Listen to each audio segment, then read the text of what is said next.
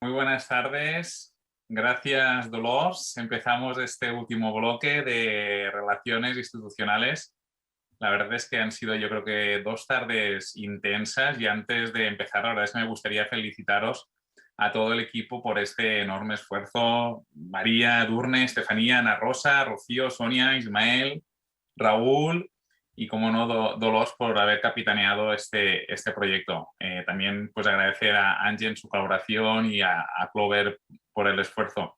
Vamos a dar paso, como decíamos, a este último bloque de relaciones institucionales, y la verdad es que no podemos contar con mejor representación con la doctora Olga Delgado, la presidenta de la ASHP, y Douglas Scheckelhoff, vicepresidente de la Sociedad Americana de Farmacia Hospitalaria. Durante estos minutos hablaremos pues de cuáles son los proyectos que tenemos en marcha entre ambas sociedades y cuáles son los temas candentes y cómo lo vamos a abordar durante estos próximos años.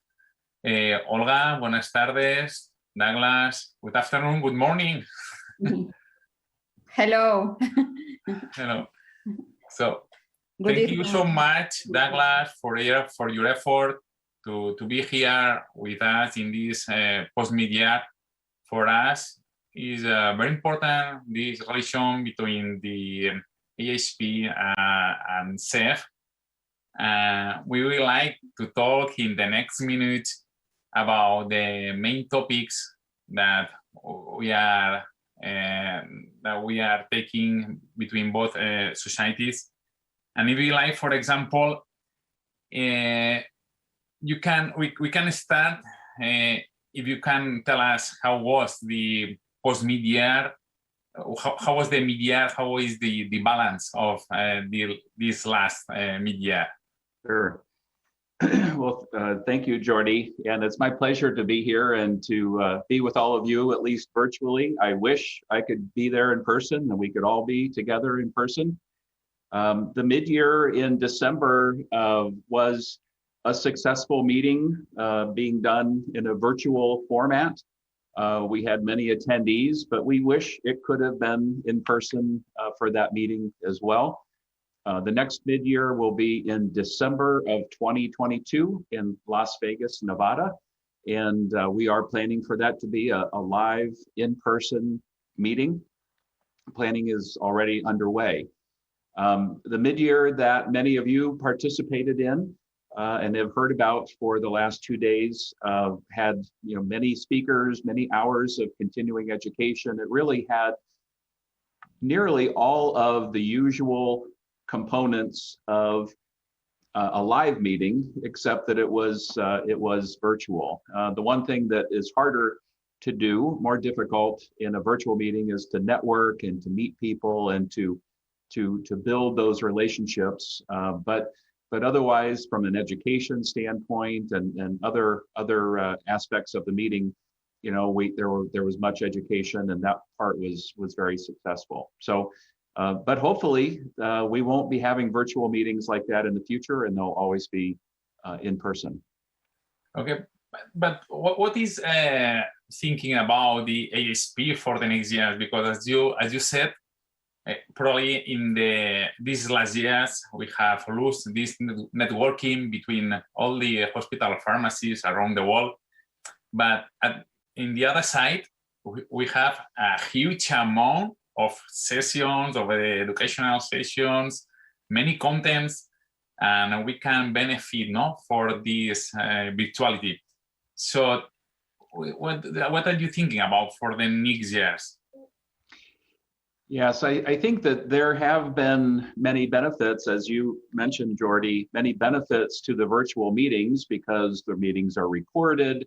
They're very accessible to people in any location, even at far distances internationally and so forth. And that aspect is a big benefit.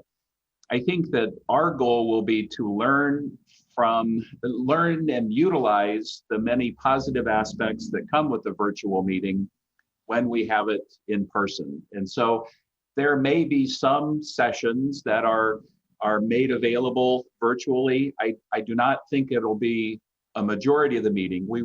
It's unlikely that we will have a hybrid meeting where we have both live in person and virtual at the same time. It really becomes twice the effort to create. It's like creating two meetings, really. And so it's very difficult to do that. But I do think that there will be many aspects of the meeting that worked extremely well in the virtual environment that we'll try to utilize even when we go live. Things like posters and different ways of connecting with people that might be better in a virtual format versus a live. So we'll be working through how we can adapt and learn from those different aspects of the meeting. Mm-hmm.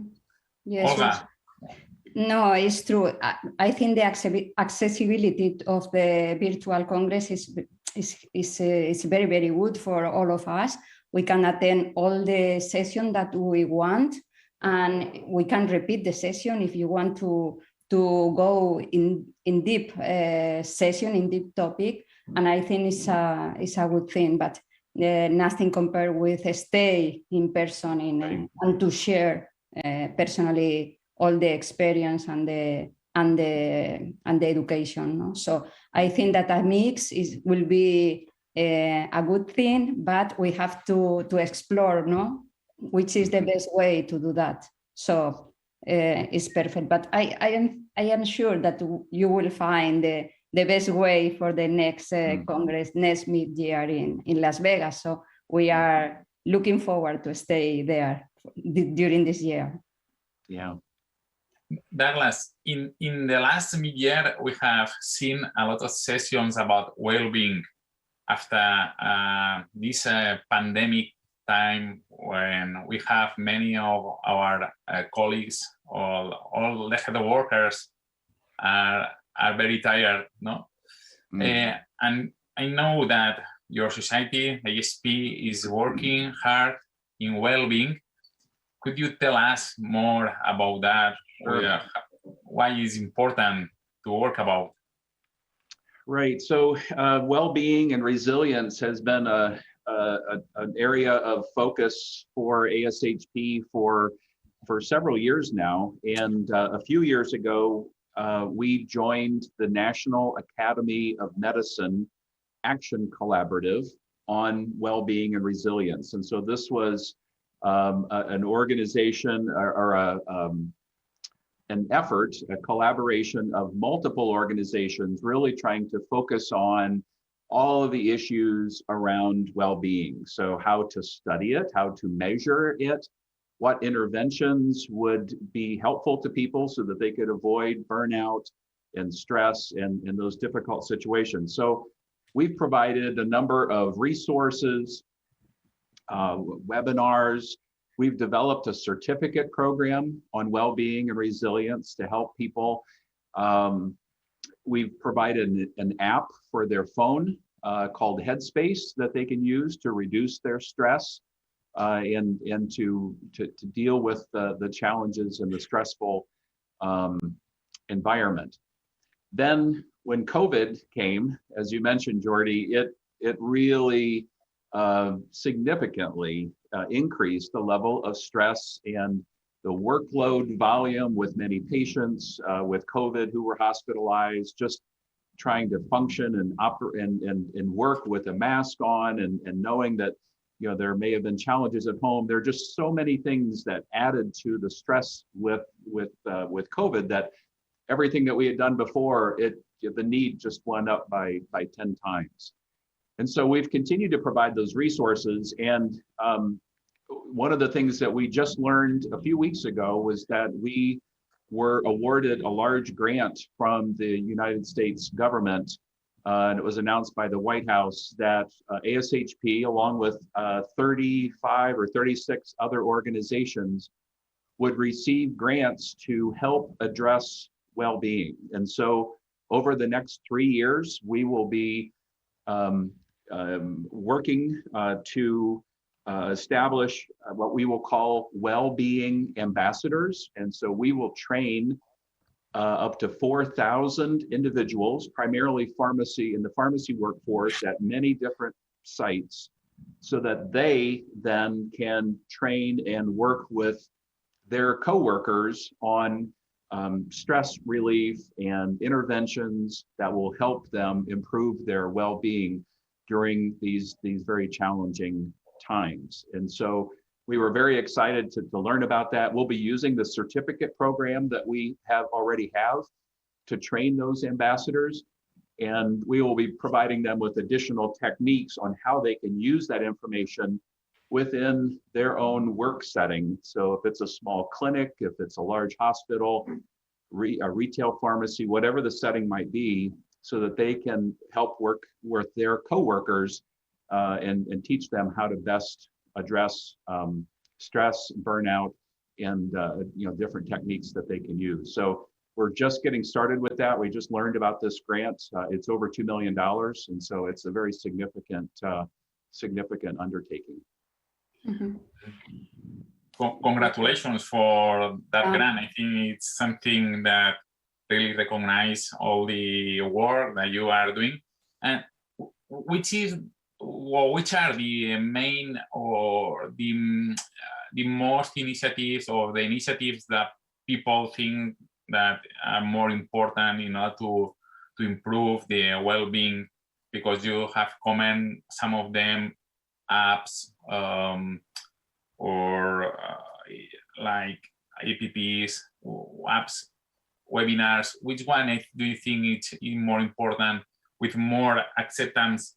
And I suppose that it's addressed for pharmacists, but also for technicians. That's it.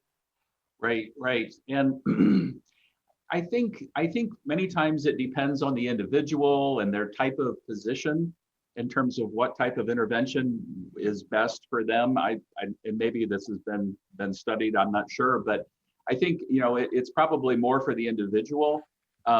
I know that we've had very specific well-being programs targeted at pharmacy managers and pharmacy directors, because they're dealing with different situations that can be very stressful.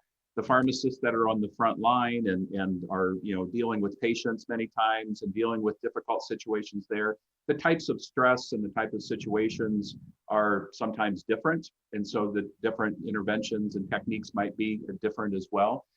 I know one of the things that we're also doing, it's actually not related to the grant, it's a separate survey that we're doing, but it's a large scale survey of our members, and it'll include pharmacists, pharmacy technicians, students, and pharmacy residents, trying to learn more about their levels of stress and what they're doing to cope.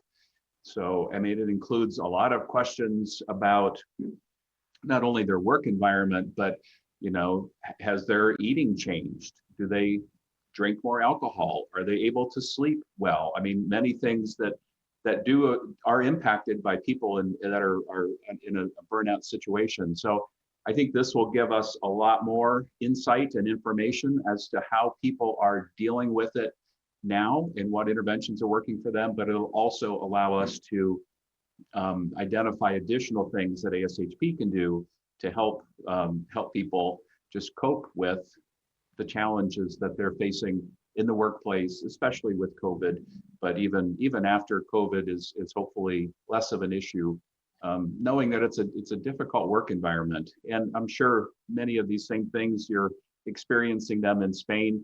What we're seeing now in the United States, and you probably are too, is that we're seeing more people that are choosing to leave the healthcare workforce, and especially nurses, but really with all professions within healthcare.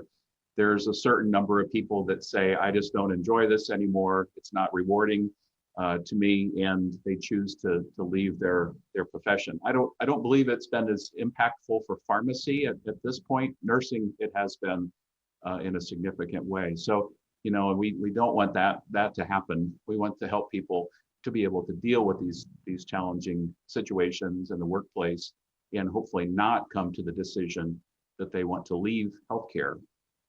Yeah, actually, we don't have, I think, Olga, I don't know, I don't have any data for pharmacies, but there was a new this week that at least at the half of the nursing is thinking about change, no, of the job.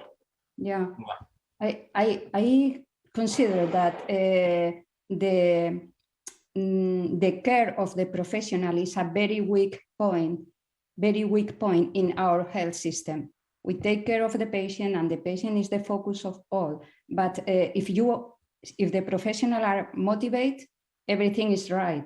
But nobody is thinking about what to do when the professional are stressed or they are not well in the hospital or in any place. So I think that is a very, very weak point in Spain, and it's something that we have to learn how to manage all the not the professional and the person and all the emotion, no? In order to get the best in the work, no? So I think that it will be very interesting to know how the ambassadors works, and which is the education and the training that they have in order to learn about that.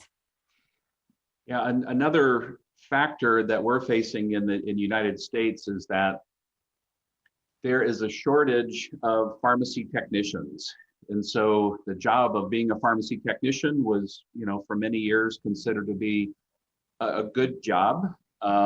And many times people would enter that type of a position, and some might stay in it for an entire career. Others might only be in it for a few years, and then they move on to something else. And I think that the pay has not been to a level that is keeping them in those positions. And so because of the stress and because of the lower pay, many of those individuals are leaving those positions or choosing to not seek those types of positions. And that's creating big challenges, not only in the hospital, but significantly within the pharmacy chains, the retail pharmacies. And again, when you're short-staffed, it only adds to the stress and the pressure and the difficulties. And we're seeing some of the chain pharmacies shorten their hours because they don't have enough staff, and their level of services are not what they should be, and it creates stress for everyone who is there when there's not enough people to do the work. Mm-hmm. Thank you. There is another topic that we have also seen in this last post-mid-year, and I think that both societies have talked about, is the certification in hospital pharmacy departments and specialty programs. Why do you think that they are important, or they are important even to improve the level in the hospital pharmacy? Well, so you're speaking about accreditation and certification, yeah. Yes. So what we have seen in the United States is that we have accredited residency training programs for 60 years, and we have nearly 3,000 accredited residency training programs here. And I would say that accreditation has probably been the most significant factor in advancing practice and elevating pharmacy services, because when you have accreditation from the health department or other organizations that are not so focused on pharmacy, they're more general and they don't set as high of a bar for pharmacy services. But when you have an organization, and ASHP has a standard for residency training and international hospital pharmacy accreditation, the standard is set at a very high place, and it's being set by a pharmacy organization that knows what high quality services and high quality pharmacy practice looks like. And so that has really elevated practice in the United States over the last 20 to 30 years, and has really not only resulted, residency training has resulted in highly trained pharmacists to work in hospitals, but it's also that process of being accredited has really elevated the quality of pharmacy services and the level of practice. So that's sort of the history of it over 60 years. We now have, as I think many of you know, we have a number of international sites that are accredited. Most of them are for residencies. We have over 30 international sites, and we have one that's in Spain that's in the process, the Hospital General Universitario Gregorio Maranon in Madrid. I probably didn't say that very well. But they're in the process, just waiting for the clearance for the surveyors to be able to travel there and do the survey. So Anna has done a great job of preparing for that survey, and we're very excited about having that survey occur and have that be the first ASHP accredited site in Spain. But there are many others in other countries, and we continue to see that grow. The other type of accreditation, in addition to residency training accreditation, is the hospital pharmacy accreditation. And again, we're seeing that both internationally, and we have a new program here in the United States that's very similar, where the standard looks at the entire pharmacy services, looks at medication safety, the level of pharmacy practice, leadership, in many cases, automation, all of those things, and really measures them to show that they're at a high standard. And there's a lot of enthusiasm around that, and I continue to think that will elevate practice, and it goes beyond the usual licensure requirements, which are a minimum requirement. You have to have these things in place to be a licensed pharmacy, but it really goes beyond that and looks at pharmacy practice and safety and many more things. Yeah, I think that are two programs very interesting for us. That is it's a very big challenge for us to get the residency trainee accreditation from you, and also the hospital pharmacy accreditation. We would like to work in both of them, and to take the example of Gregorio Marañón Hospital, that is he will be the first one in Spain, and it's an example for all of us. But from the Spanish Society, we will work in order to get more accreditation for the residencies program and also for the hospital pharmacies here. Yeah, and I think given our successful collaboration on so many other areas, this really it makes sense that this would be the next area for collaboration. It's not easy. I know. That's true. That's true, but with anything with good results, it rarely is easy. So need effort. So Douglas, we are pretty sure that it's very important to establish this collaboration between societies in order to go faster in the way of the hospital pharmacies. So now that there is no many people listen us, which are the main countries, or which are the leading countries in hospital pharmacies that is important to establish this collaboration? Yeah, that's a good question. It's very interesting, as we are in contact with countries all over the world, and pharmacy practice and how pharmacists practice varies quite a bit. And if you look across Europe, I'm sure that you've been able to witness that, and you look in different parts of the country. I would say that the type of arrangement, the memorandum of understanding that we have between SEFH and ASHP, we have a few other countries we have those types of relationship with, but I would say that the relationship with Spain is really one of the best, because it's been a long-standing relationship and it's very collaborative. We do work with the Australian Society, for example, and their practice is, again, very similar to what it is in the United States and in Spain. And we've put on a number of educational programs there, and they've conducted it's called the Pharmacy Forecast, which is very similar to the Pharmacy Forecast that we've done here. They've conducted one of those specifically for Australia, looking at trends that will be coming in the next 5 to 10 years so that they can prepare for that. And we've collaborated with them on that. we've done work with Costa Rica, and we have a memorandum of understanding with them. There's some collaboration with Portugal in the Portuguese Society, and there's a lot of activity in the Middle East. But they don't typically, for many of those countries, they don't have an association that's structured quite like SEFH is or ASHP. So many times we're working directly with hospitals or different groups, maybe a university. Egypt, Pakistan, kind of a similar type of thing. Their organizations aren't quite as organized as SEFH to serve in that capacity, but we have many contacts there. So it really, it's just different in all parts of the world. But I think that where we have found the greatest opportunity for collaboration are in those countries where pharmacy practice is similar to how it's practiced in Spain or the United States. And we've been in Asia, and again, even within Asian countries, it's very different if you go from China to Japan and just different types of practice, different historical perspectives on what pharmacists do, but a lot of interest really in adopting what I would sort of describe as more of a Western model of pharmacy practice. You have to moderate one webinar with all together. Yeah.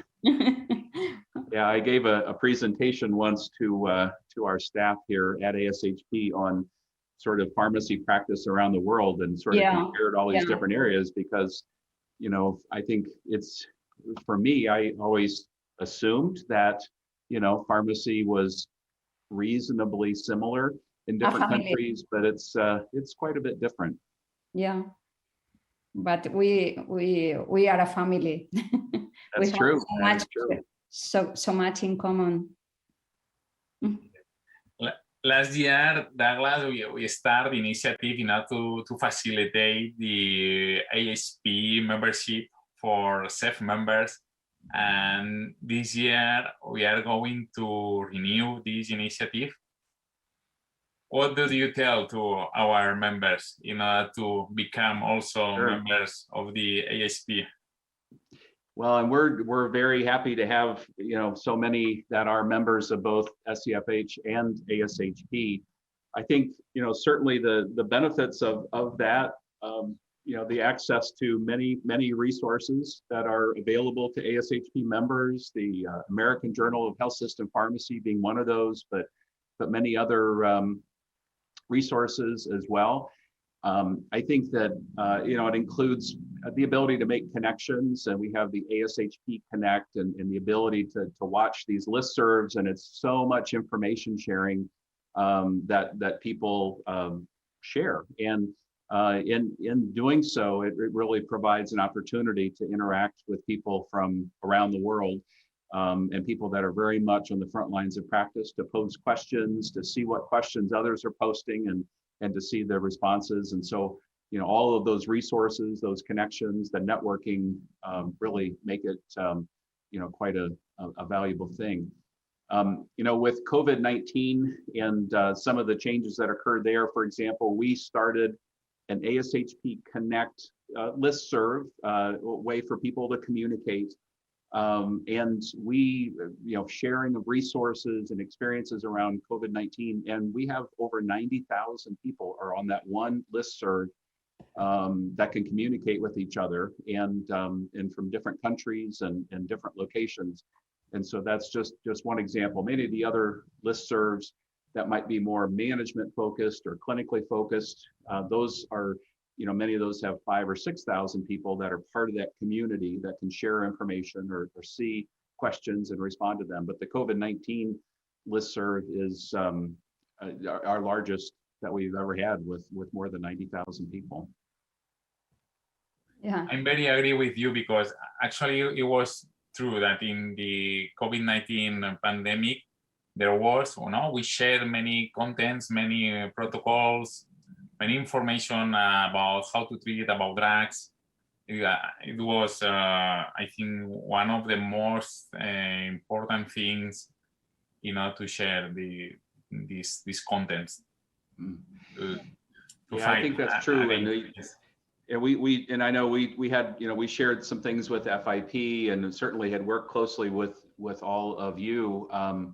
But just developing all these resources and trying to share them back and forth I think has been very helpful. And I think members have been very appreciative of having some of those resources to help them get through, challenging times. Many new drugs, new therapies that have evolved over the last 2 years, dealing with really a crisis situation many times when so many patients are in the hospital or in other, settings. Mm-hmm. I think that is a very good opportunity for the members of the SEFH to become members of the ASHP, because now, I don't know if all of us know, but if you pay just a little bit more, you can be a member of the American Society. So it's a very great opportunity, very good opportunity for us, but I think that we have to give all the members more information, and in order to be member and to feel closer than Sure. to your society, because I think you are the leaders now in the world, so I think that it's very good for us. Yeah, Yes. We're happy to do that. Happy to share more information on that. Mm-hmm.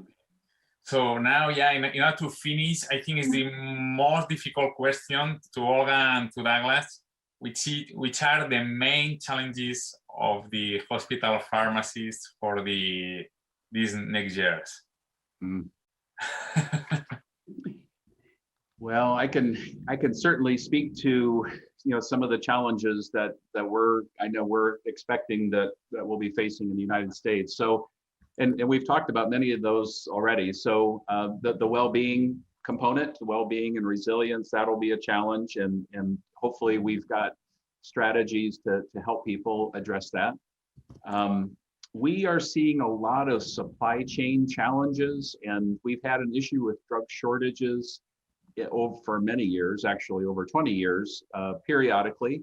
But now with some of the supply chain issues, we're seeing more challenges, things like IV fluids, syringes and needles, and things that we assume will be plentiful, always have been plentiful. But because of some of the supply chain issues, some hospitals are having difficulty getting those. So I think supply chain and shortages will be a consideration for at least the near future.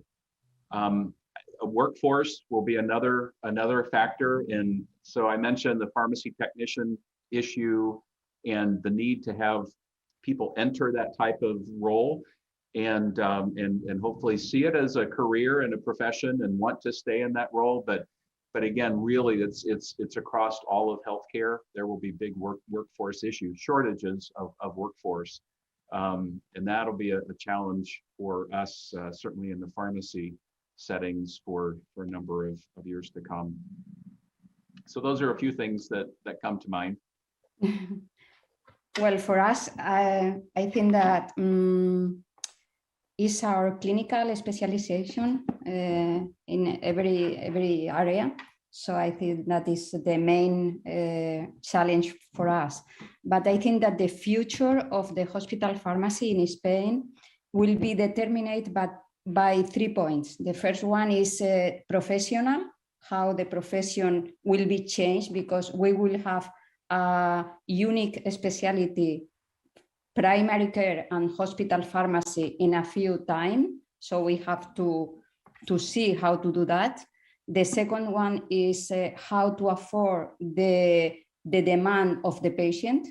The patient are asking us more attention, more continuum hospital pharmacy care, and we have to hear how what the patient want and how to attend this demand. And the third point will be the alliance that we can do. So I think that we will be the capacity that we have to make alliance with other specialties, with other profession, and to incorporate the knowledge of other professionals to the hospital pharmacy. So that is my vision, more or less. No, well said. Yeah. So thank you so much, Douglas and Olga. I really have enjoyed pretty much this afternoon. Olga, all for you. No, yes, well, thank you, Douglas, to stay with us once again. I really want to stay with you in person in a few times. I also want to thank Jordi because Jordi is the responsible of the international relationship of the SEFH, and I think that your relations is continuing, is not punctual. In this occasion, we are always sharing how to improve the hospital pharmacy. So it's a great opportunity for us, and we are very thankful to you. And I hope that we meet you in Vienna in the Congress of the European Association of Hospital Pharmacy in a few months. And also, of course, we will be in Las Vegas in December for the next mid-year. So and in Barcelona, and in Barcelona also. And in Barcelona in November, of course. So thank you so much. And now I can say just goodbye and close the symposium. Thank you, Douglas, and thank you, Jordi. Pues nada, aprovechamos la palabra para clausurar jornadas de post-mid-year. Ha sido un placer escuchar a los ponentes, ha sido realmente muy interesante los trabajos que habéis presentado. Muchísimas gracias pues, a Amgen por organizarlo. Mis respetos absolutos por el trabajo de Dolores, de nuestra directora de formación, por cómo ha llevado estas jornadas, a todo el equipo, ¿no? que ha dirigido. A todos los que nos habéis acompañado en estas jornadas y que espero que os hayan sido de gran utilidad, al equipo de Clover y sin duda pues a Douglas y a toda la sociedad americana por acogernos y por tener esta estrecha relación. Os dejamos, que tengáis muy buena tarde y hasta pronto.